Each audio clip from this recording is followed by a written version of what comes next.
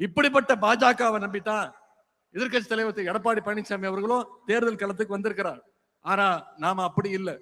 முழுக்க முழுக்க கழகத்துடைய தொண்டர்களையும் இளைஞரணி தம்பிமார்களையும் தமிழ்நாட்டு மக்களையும் நம்பி நாம களத்துக்கு வந்திருக்கிறோம். நாம தொடர்ந்து மக்களோட இருக்கோம், மக்களும் தொடர்ந்து நம்மோட இருப்பாங்க, அந்த நம்பிக்கையோட இருக்கும். 4 நாளுக்கு முன்னாடி சென்னையில அதிமுகவுடைய பொதுக்குழு கூடுச்சு. அதுல ஒரு தீர்மானம் போட்டாங்க. 2026 திரு எடப்பாடி பழனிசாமி அவர்களை முதலமைச்சர் ஆக்குவோன்னு அடிமைகள் தீர்மானம் போட்டிருக்கிறாங்க. பொதுவா கார்ல பேட்டரி டவுன் ஆனா அதை 4 பேர் தள்ளி விட்டு ஸ்டார்ட் பண்ணலாம். ஆனா கார்ல இன்ஜினே இல்லைன்னா எவ்வளவு தள்ளினாலும் அது ஸ்டார்ட் ஆகாது. இன்ஜின் இல்லாத கார் தான் இன்னும் இருக்கக்கூடிய அண்ணா திராவிட முன்னேற்ற கழகம். இப்போ பாஜக அப்படின்ற லாரி அந்த இன்ஜின் இல்லாத காரை எப்படியாவது கட்டி இழுத்துட்டு போக பாக்குது.